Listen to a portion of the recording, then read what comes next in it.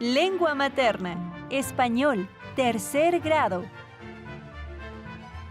Bloque 2. Secuencia 7. Investigar sobre la diversidad lingüística y cultural de los pueblos del mundo. Derechos lingüísticos en México y el mundo.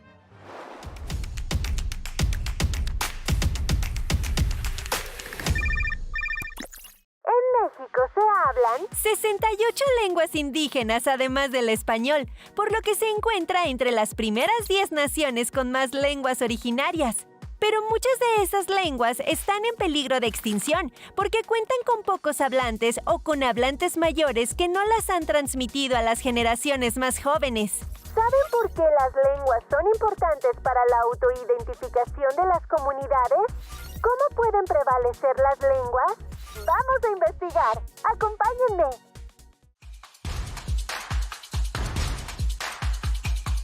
Desde que nacemos adquirimos derechos, independientemente de la nacionalidad, género, origen nacional o étnico, religión, idioma o cualquier otro factor. De acuerdo con la UNICEF, que es el Fondo de las Naciones Unidas para la Infancia, los derechos humanos son normas que reconocen y protegen la dignidad de todos los seres humanos. Por ejemplo, todos tenemos derecho a un nombre, a que nos traten bien, a recibir atención médica, a ir a la escuela e incluso a identificarnos con nuestra lengua materna y que sea respetada por los demás. La lengua es un factor de identidad de un grupo de personas, porque es un medio de expresión y comunicación que las une al pasado y les ayuda a comprender cuáles son sus raíces y su cultura.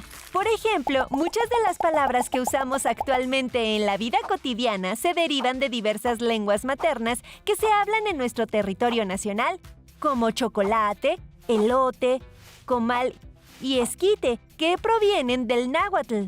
Por ello, la lengua nos identifica con nuestros antepasados y es necesario que sigan prevaleciendo en el transcurso del tiempo. Se habla una diversidad de lenguas en distintas regiones del mundo y las lenguas maternas siguen vivas gracias al derecho lingüístico. Los derechos lingüísticos forman parte de los derechos humanos fundamentales, tanto individuales como colectivos, ya que la lengua se constituye colectivamente dentro de una comunidad y es en ella donde las personas la usan en forma individual. En el ámbito internacional, los derechos lingüísticos se encuentran establecidos en diferentes documentos, como la Convención sobre los Derechos del Niño, que en 3 artículos aborda los derechos lingüísticos de la niñez.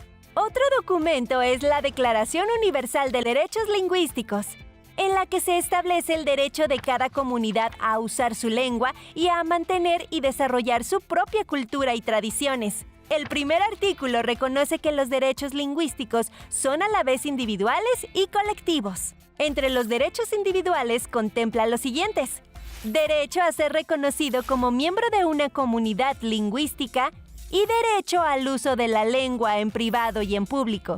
Como derechos colectivos están: derecho a la enseñanza de la propia lengua y cultura.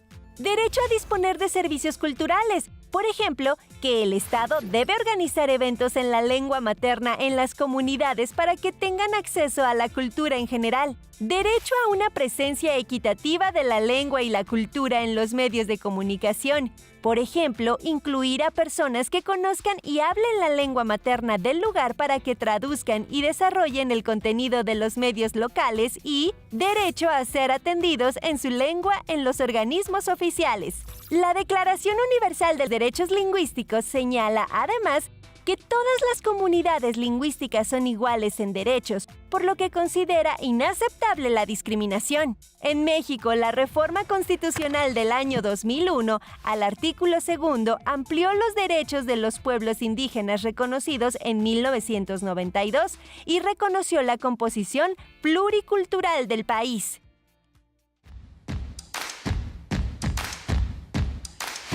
Al referirnos a los derechos lingüísticos, hablamos del respeto, la legitimación y preservación de todas las lenguas del mundo. ¡Hasta la próxima!